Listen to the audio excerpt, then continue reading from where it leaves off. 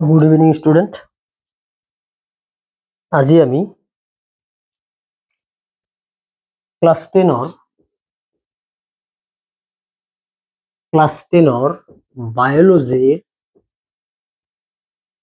বায়োলজিৰ একটা পাৰ্ট আলোচনা কৰিম, ফটোসিনথেসিস।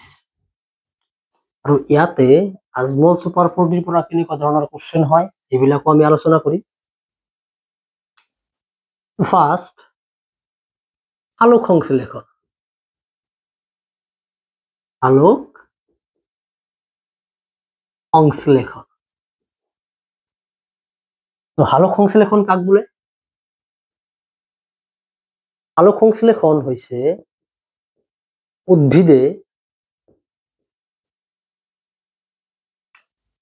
বায়ুৰ পৰা কাৰ্বন ডাই অক্সাইড, মাটিৰ পৰা পানী আৰু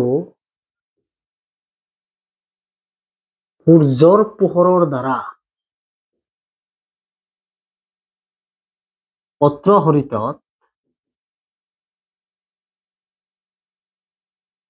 পত্ৰহৰিতত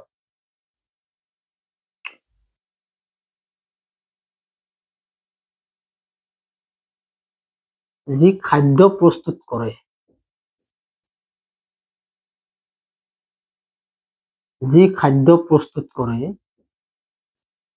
এই প্ৰক্ৰিয়াটোক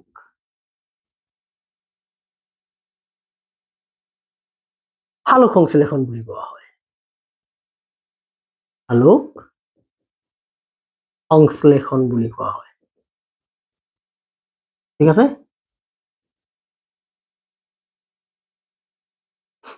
উদ্ভিদে বায়ুৰ পৰা কাৰ্বন ডাই অক্সাইড, মাটিৰ পৰা পানী আৰু সূৰ্যৰ পোহৰৰ দ্বাৰা পত্ৰহৰিতত যি খাদ্য প্ৰস্তুত কৰে, এই প্ৰক্ৰিয়াটোক কি বুলি কোৱা হয়? আলোক সংশ্লেষণ বুলি কোৱা হয়। এতিয়া এই আলোক সংশ্লেষণ যে হয়, কি প্ৰক্ৰিয়াৰ দ্বাৰা কেনেকে হয় আমি সেই বিষয়ে আলোচনা কৰিম। চাবা,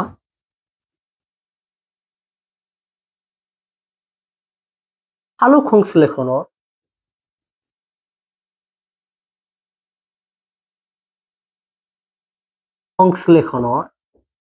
পৰ্যায়। এই আলোক সংশ্লেষণক মেইনলি দুটা ভাগত ভাগ কৰা হৈছে। এটা কোৱা হয় আলোক বিক্ৰিয়া,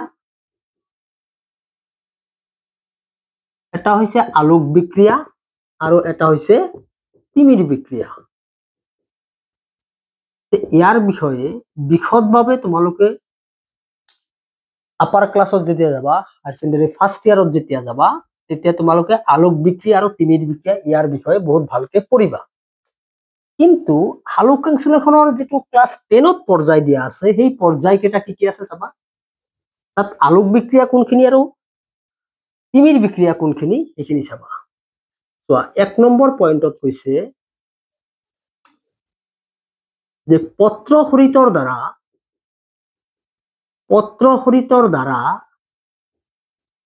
পোহৰ শক্তি শোষণ।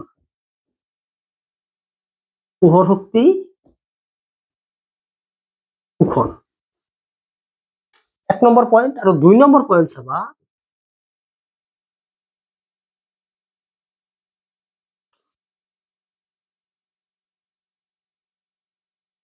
পোহৰ শক্তিক ৰাসায়নিক শক্তিলৈ পৰিৱৰ্তন।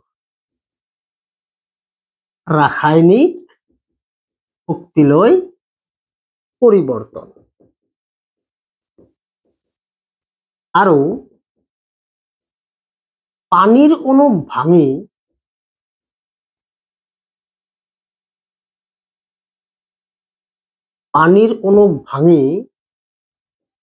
হাইড্ৰোজেন আৰু অক্সিজেনলৈ পৃথকীকৰণ।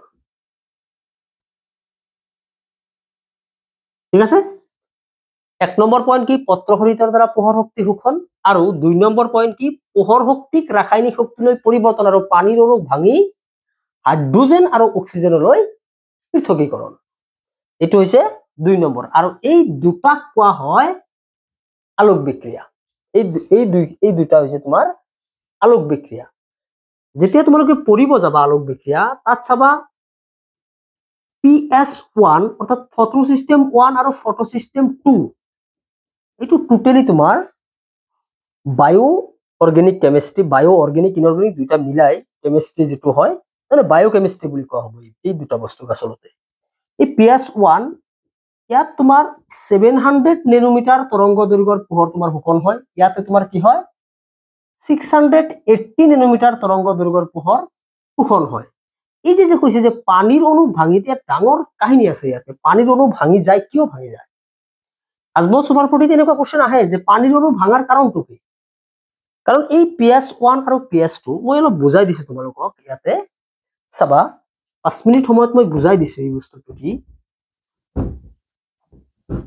2 নম্বৰ পইণ্টত সিম্পলি মই বুজাই দিম ইয়াতে এই যেটো PS1 আছে ফটো সিস্টেম 1 অসমীয়াত কয় আলোকতন্ত্ৰ 1 আৰু আলোকতন্ত্ৰ 2 আলোকতন্ত্ৰ 1 আৰু আলোকতন্ত্ৰ 2 ইয়াতে কি কৰে এটো পত্ৰহৰিত ইয়াতে ধৰা সূৰ্যৰ পোহৰ পৰিছে আলোকতন্ত্ৰ কি পৰিছে সূৰ্যৰ পোহৰ পৰিছে সূৰ্যৰ পোহৰ পৰাৰ লগে লগে পত্ৰহৰিত বিলাক দেখাত কেনেকুৱা হয় হেউজিয়া কালাৰৰ হয় হেউজিয়া কালাৰ হোৱাৰ কাৰণ কি পত্ৰহৰিত পাত যে হেউজিয়া হয় হেতু হোৱাৰ কাৰণ কি তোমালোকে নিশ্চয় জানা এটো কিয় তাৰ মানে এইটো হেউজিয়া হোৱাৰ মেইনলি কাৰণ হৈছে মেগনেসিয়াম ধাতুৰ কাৰণে ই কি হয় পত্ৰহৰিতটো হেউজিয়া হয় আচ্ছা মেগনেসিয়াম মেটেলৰ পাৰমাণবিক সংখ্যা কিমান 12 ইয়াৰ ইলেক্ট্ৰনৰ বিন্যাস কি 282 বৈকক্ষত দুটা ইলেক্ট্ৰন আছে এনেকুৱা এটা কথা নহয় যে ইয়াত এটা মেগনেসিয়াম আছে নহয় বহুত অক্সিজেন বহুত মেগনেসিয়াম আছে ইয়াত এই ফটো সিস্টেম এই পত্ৰহৰিত এই মেগনেসিয়াম মেটেলৰ বৈকক্ষত যে ইলেক্ট্ৰন থাকে যেতিয়া এই তোমাৰ কি পৰে সূৰ্যৰ পোহৰ পৰে পৰাৰ লগে লগে সেই ইলেক্ট্ৰন বিলাক কি হৈ যায় তোমাৰ ইয়াৰ পৰা ওলাই গৈ ইয়াত কিবা এটা যৌগক দিয়ে ঠিক আছে এইবিলাকৰ বিষয়ে পিছত আলোচনা হ'ব নেক্সট তোমালোকে ফাৰ্স্ট ইয়াৰ যেতিয়া যাবা তেতিয়া পাবা এতিয়া ইয়াতে তোমাৰ এটা যৌগক দিয়ে এই যৌগটোৱে কি কৰে ইটিএছত দিয়ে ইলেক্ট্ৰন ট্ৰান্সপোৰ্ট সিস্টেম অৰ্থাৎ ইলেক্ট্ৰন পৰিবহন তন্ত্ৰত দিয়ে ইয়াত ফেৰডক্সিন এইবিলাক বহুত তোমাৰ বস্তু ইয়াতে থাকে ঠিক আছে এই যে ইলেক্ট্ৰন পৰিবহন তন্ত্ৰত যে দিলে ইয়াৰ পৰা ইলেক্ট্ৰন এটা কমিল না কমছে না নাই ইলেক্ট্ৰন এটা কমিছে এই ইলেক্ট্ৰনটো ইয়াত যাব ইয়াৰ পৰা আকৌ ইয়াতে কি দিয়া হ'ব আৰু এটা যৌগক দিয়া হ'ব ই আকৌ এনেকে গুছি যাব ঠিক আছে এই যে তন্ত্ৰটো চলি আছে ইয়াতে তোমাৰ এটিপি এডিপি ভাঙিলৈ এটিপি মানে কি এডিনোসাইন ট্ৰাইফসফেট আৰু এটিপি মানে কি এডিপি মানে কি এডিনোসাইন ডাইফসফেট তাৰপৰে দুটা ফসফেট অণু থাকিলে ডাইফসফেট আৰু তিনিটা ফসফেট অণু থাকিলে ট্ৰাইফসফেট এটা চাবা ইয়াতে তোমাৰ যেতিয়া ইয়াৰ পৰা ইলেক্ট্ৰনটো ওলাইতো ইয়াত দি দিছে ইয়াতে ইয়াৰ পৰা ইলেক্ট্ৰন ওলাইছিল ইয়াত দিছে ইয়াৰ পৰা ইলেক্ট্ৰন ইয়াত আহিছে ঠিক আছে ইলেক্ট্ৰন ইয়াত আহিছে কথাটো কি যে ইয়াৰ পৰা আকৌ ইলেক্ট্ৰন ওলাই ইয়াত গৈছে গতিকে ইয়াতে তোমাৰ ইলেক্ট্ৰনৰ কোনো হৰণ ভগন হোৱা নাই যদি হোৱা নাই হৰণ ভগন হৈছে ইয়াতে ইলেক্ট্ৰনৰ ঘাটি হৈ আছে সাইন্টিস্ট সকলে ইয়াত ইমান ফাষ্টলি ৰিয়েকশনটো হয় যে 19 সেঞ্চুৰীলৈকে 18-19 সেঞ্চুৰীলৈকে সাইন্টিস্ট সকলে ধৰিবই পৰা নাই যে এই ইলেক্ট্ৰনটো ইয়াত পুৰ হয় কেনেকে ইমান ফাষ্টলি হয় পিছত যেতিয়া স্পেক্ট্ৰোস্কোপি ডাঙৰ যেতিয়া জটিল যন্ত্ৰবিলাক যেতিয়া আৱিষ্কাৰ হ'ল তেতিয়া গম পালে যে এই 2 নম্বৰ যেটো কথা মই কৈছো নহয় যে পানীৰ অণু ভাঙি হাইড্ৰোজেন আৰু অক্সিজেনলৈ পৃথকীকৰণ ইয়াত এই পানীৰ অণু ভাঙি যে হাইড্ৰোজেন অক্সিজেনলৈ পৃথকীকৰণ হয় এই অৱস্থাত ইয়াতে তোমাৰ ইলেক্ট্ৰনো প্ৰডিউস হয় ইলেক্ট্ৰনো ইয়াত ওলায় আৰু যি ইলেক্ট্ৰন তোমাৰ ক'ত যায় এই ইয়ালৈ আহে তাৰ মানে আসলতে আজমল সুপাৰপটিত আছিল এইটো যে এই ইয়াতে যে তোমাৰ ইলেক্ট্ৰন ট্ৰান্সপোৰ্ট সিস্টেম 1 আছে কি ফটোসিস্টেম আলোকতন্ত্ৰ 1 আছে, সেই আলোকতন্ত্ৰ 1ৰ ইলেক্ট্ৰন যেটো ঘাটি হৈ আছে সেইটো পূৰ্ণ কৰাৰ কাৰণে কি হয়, এই পানীৰ অণুটো ভাঙি যায়। বুজি পাইছা কথাটো? এইটো পূৰ্ণ কৰাৰ কাৰণে। আচ্ছা হল এইখিনি। তোমালোকে মোৰ ক্লাছবিলাক বহুত মনোযোগ দি চাব লাগিব। মই সকলো বস্তু ইয়াত লিখিব নোৱাৰো, বহুত মনোযোগ দি মই কি কথা কৈছো প্ৰত্যেকটো কথা তোমালোকে আয়ত্তধীন হ'ব লাগিব। এবাৰ যদি তুমি বুজি লোৱা, দুবাৰ চাবা লেকচাৰটো, তোমালোকৰ সকলো ক্লিয়াৰ। এতিয়া চাবা 1 নম্বৰ 2 নম্বৰ পইণ্ট গ'ল। 3 নম্বৰ পইণ্টত কি আছে?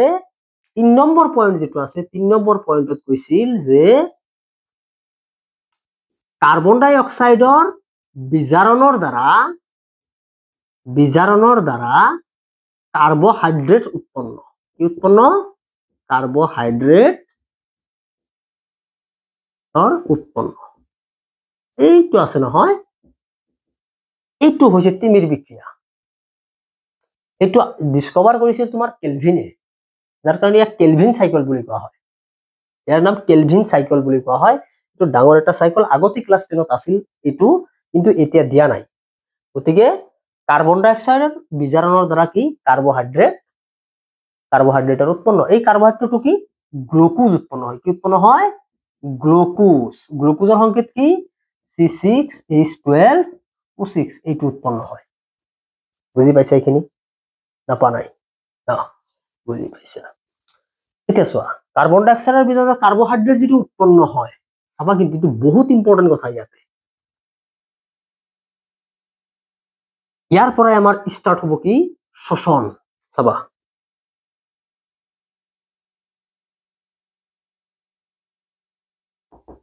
শ্বসন। শ্বসন কি বস্তু? যি প্ৰক্ৰিয়াৰ দ্বাৰা জীৱই গ্লুকোজৰ জাৰণ ঘটাই শক্তি উৎপন্ন কৰে, তাক কি বুলি কোৱা হয়? শ্বসন বুলি কোৱা হয়। যি প্ৰক্ৰিয়াৰ দ্বাৰা জীৱই গ্লুকোজৰ জাৰণ ঘটাই শক্তি উৎপন্ন কৰে, তাক কি বুলি কোৱা হয়? শ্বসন বুলি কোৱা হয়। কিন্তু শ্বসনৰ আগতে এটা বস্তু যাব লাগিব, সেই বস্তুটো হৈছে তোমাৰ গ্লাইকোলাইসিস। চাবা গ্লাইকোলাইসিস। এই গ্লাইকোলাইসিসটো কি? এই গ্লাইকো মানে গ্লুকোজ আৰু লাইসিস মানে ভাঙি দিয়া। বুজি পাইছা না কি কৈছো মই? এই গ্লাইকো মানে গ্লুকোজ আৰু লাইসিস মানে ভাঙি দিয়া। তাৰ মানে কি?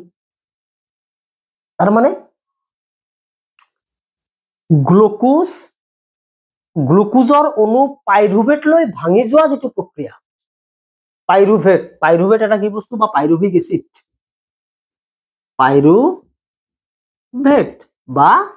Pyruvic acid. গতিকে পাইৰুভেট বা পাইৰুভিক এসিড এইটো হৈছে 3টা কাৰ্বনযুক্ত কাৰ্বন। এটা কাৰ্বনযুক্ত 3টা কাৰ্বনযুক্ত যৌগ। 3টা কাৰ্বনযুক্ত যৌগ পাইৰুভেট। অৰ্থাৎ এই গ্লুকোজ অণুটো কি হব? গ্লাইকোলাইসিসৰ দ্বাৰা কি হব? ভাঙি যাব। বুজি পাইছা নাই? যে গ্লুকোজ অণু পাইৰুভেট অণুলৈ ভাঙি যোৱা প্ৰক্ৰিয়াটোক গ্লাইকোলাইসিস বুলি কোৱা হয়। আৰু এইটো কোষৰ সাইটোপ্লাজম বা কোষপৰক ক'ত ঘটে? কোষৰ সাইটোপ্লাজম বা কোষপৰকত তোমাৰ কি হয়? সংঘটিত হয়। আচ্ছা, ইয়াত আমাৰ কি হল? পাইৰুভেট হল। কি উৎপন্ন হল? পাইৰুভেট। মনত ৰাখবা কিন্তু ইয়াত লাস্ট প্ৰডাক্ট আমি কি পালো? পাইৰুভেট পালো। ঠিক আছে। এতিয়া এই পাইৰুভেটে আমাৰ ক'ত যাব? শ্বসনত যাব। শ্বসন এটা বিশাল প্ৰসেস, ডাঙৰ প্ৰসেস। গ্লাইকোলাইসিস ডাঙৰ প্ৰসেস, মই সৰুকে কৈছো।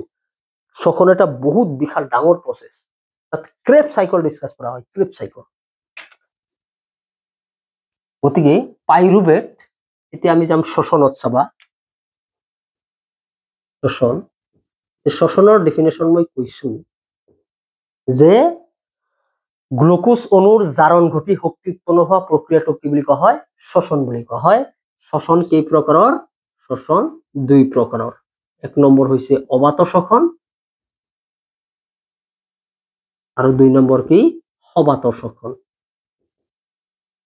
অবাত শ্বসন আৰু সবাত শ্বসন। এতিয়া এই অবাত শ্বসন কি? অক্সিজেনৰ অনুপস্থিতিত কোষৰ সাইটোপ্লাজমত পাইৰুভেট অণুৰ জাৰণ ঘটি শক্তি লগতে কিছুমান এচিড বা এলকহল উৎপন্ন হোৱা প্ৰক্ৰিয়াটো কি বুলি কোৱা হয়? অবাত শ্বসন বুলি কোৱা হয়। আৰু সবাত শ্বসন কাক বুলি কোৱা হয়? যে সবাত শ্বসন অক্সিজেনৰ উপস্থিতিত কোষৰ মাইট্ৰকন্ড্ৰিয়াত পাইৰুভেট অণুৰ জাৰণ ঘটি শক্তিউৎপন্ন হোৱা প্ৰক্ৰিয়াটো কি বুলি কোৱা হয়? সবাত শ্বসন বুলি কোৱা হয়। বুজি পাইছা কথাটো? ঠিক আছে। গতিকে অবাত শ্বসন আৰু সবাত শ্বসন এতিয়া ইয়াত হয় কেনেকুৱা? অবাত আৰু সবাত শ্বসন চাবা। প্ৰথম মই অবাত আলোচনা কৰিম। অবাত শ্বসন ই কি হয়? অক্সিজেনৰ অনুপস্থিতিত হয়। বুজি পাইছা? ইয়াত দুটা টাইপ আমি যাম। এটা হৈছে আমাৰ কি? ইষ্ট কোষ। কি কোষ? ইষ্ট কোষ। ইষ্ট কোষত কি যদি অবাত শ্বসন হয়, কাৰ হ'ব অবাত শ্বসন? পাইৰুভেট। কাৰ হ'ব? পাইৰুভেট অণুৰ তোমাৰ কি হ'ব? অবাত শ্বসন হ'ব। ক'ত হ'ব? ইষ্ট কোষত। হোৱাৰ লগে লগে তোমাৰ কি হ'ব? এলকহল C2H5OH এলকহল লগতে তোমাৰ কম পৰিমাণে শক্তি উৎপন্ন হ'ব ইয়াতে। ঠিক আছে? কম পৰিমাণে শক্তি উৎপন্ন হ'ব। আৰু ইয়াতে তোমাৰ এটা কি? পেশী কোষ। পেশী কোষত কি হয়? পেশী কোষত তোমাৰ উৎপন্ন হয় লেকটিক এচিড। এইটো এলকহল। লিখিয়ে দিওঁ এলকহল। ইয়াত কি উৎপন্ন হয়? লেকটিক এচিড উৎপন্ন হ'ব। লগতে কম পৰিমাণে তোমাৰ এটিপি ইয়াতে উৎপন্ন হ'ব। ঠিক আছে? যে পাইৰুভেট অণুৰ অক্সিজেনৰ অনুপস্থিতিত কোষৰ সাইটোপ্লাজমত পাইৰুভেট অণুৰ জাৰণ ঘটি যদি ইষ্ট কোষত জাৰণ ঘটে তেনেহলে এলকহল উৎপন্ন হ'ব। আৰু যদি পেশী কোষত জাৰণ ঘটে তেনেহলে কি হ'ব? লেকটিক এচিড উৎপন্ন হ'ব।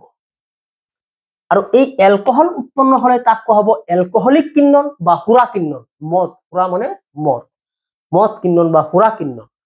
আৰু লেকটিক এচিড উৎপন্ন হলে তাক কোৱা হ'ব লেকটিক এচিড কিণ্বন। এতিয়া এই লেকটিক এচিডটো বিষয়ে মই কৈছো অলপ, যে তুমি বহুত সময় কি কৰিছা? দৌৰিছা নাইবা কাম কৰিছা। এই বহুত সময় দৌৰিলে বা কাম কৰিলে তোমাৰ পেশীবিলাকে বিষ অনুভৱ কৰে। কিয়? কাৰণ পেশীত তোমাৰ কি উৎপন্ন হয়? এই লেকটিক এচিড উৎপন্ন হয়। আৰু এই লেকটিক এচিড উৎপন্ন হোৱাৰ কাৰণে তোমাৰ কি হয়? পেশীবিলাক বিষ হয়। বুজি পাইছা কথাটো? এনেকুৱা এটা কোৱেশ্চন হয় যে অৱসাদগ্ৰস্ত পেশীয়ে বিষ অনুভৱ কৰে, কাৰণ দৰ্শোৱা। আহে এনেকুৱা এটা কোৱেশ্চন ফাইনেলৰ কাৰণে চাবা। গতিকে এইখিনি হ'ল। এতিয়া চোৱা সবাত শ্বসন।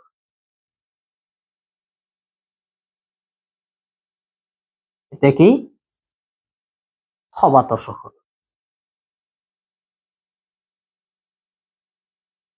সবাত শ্বসন। তো সবাত শ্বসন কি? যে এইটো ক'ত হয়? এক নম্বৰ কথা, এইটো কোষৰ মাইট্ৰকন্ড্ৰিয়াত হয়। যে অক্সিজেনৰ উপস্থিতিত কোষৰ মাইট্ৰকন্ড্ৰিয়াত পাইৰুভেট অণুৰ জাৰণ ঘটি অতি বেছি পৰিমাণে শক্তি উৎপন্ন হোৱা প্ৰক্ৰিয়াটোক কি বুলি কোৱা হয়? সবাত শ্বসন বুলি কোৱা হয়। অৰ্থাৎ যদি তুমি এনেকে কৰা যে পাইৰুভেট লৈছা, ইয়াক কি কৰিছা? অক্সিজেনৰ উপস্থিতিত ক'ত? মাইট্ৰকন্ড্ৰিয়া।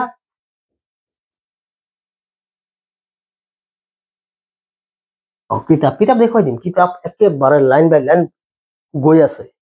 তাৰপিছত তোমালোকে ইয়াত দেখুৱাই দিম মই কিতাপ চাবা। পাইৰুভেট অক্সিজেনৰ উপস্থিতিত মাইট্ৰকন্ড্ৰিয়াত তোমাৰ কি হ'ব? 36 বা 38টা এটিপি প্ৰডিউচ হ'ব ইয়াতে। আৰু কাৰ্বন ডাই অক্সাইড পানী উৎপন্ন হ'ব। বুজি পাইছা? এইটো হৈছে সবাত শ্বসন। এতে কি হৈছে? যে অক্সিজেনৰ উপস্থিতিত কোষৰ মাইট্ৰকন্ড্ৰিয়াত পাইৰুভেট অণুৰ জাৰণ ঘটি বেছি পৰিমাণে শক্তি উৎপন্ন হোৱা প্ৰক্ৰিয়াটোক কি বুলি কোৱা হ'ব? সবাত শ্বসন বুলি কোৱা হ'ব। এতিয়া পাৰ্থক্য তোমালোকলৈ মই এটা কোৱেশ্চন এৰিলো, সবাত শ্বসন আৰু সবাত শ্বসনত পাৰ্থক্য লিখা। লিখিব পাৰবা মই এবাৰ কৈ দিছো চাবা এনেকে কৰবা কৰি ইয়াতে লিখিবা অবাত শোষণ ইয়াতে লিখিবা সবাত শোষণ ঠিক আছে ইয়াতে নাম্বার 1 দিবা ই অক্সিজেনৰ অনুপস্থিতিত হয় ই কি হ'ব অক্সিজেনৰ অনুপস্থিতিত হয় এটো কি হ'ব ইয়াত ই কোষৰ সাইটোপ্লাজমত হয় ইয়াতে 2 নম্বৰ ই কোষৰ মাইটোকন্ড্ৰিয়াত হয় ঠিক আছে তাৰপিছত ইয়াতে 3 নম্বৰ ইয়াত কম পৰিমাণে শক্তি উৎপন্ন হয় আৰু ইয়াতে 3 নম্বৰ ইয়াত বেছি পৰিমাণে শক্তি উৎপন্ন হয় ইয়াতে কম পৰিমাণে শক্তি ইয়াত বেছি পৰিমাণে শক্তি উৎপন্ন হ'ব বুজি পাইছা কিনি এটো লিখিবা আৰু এটা কোশ্চেন যে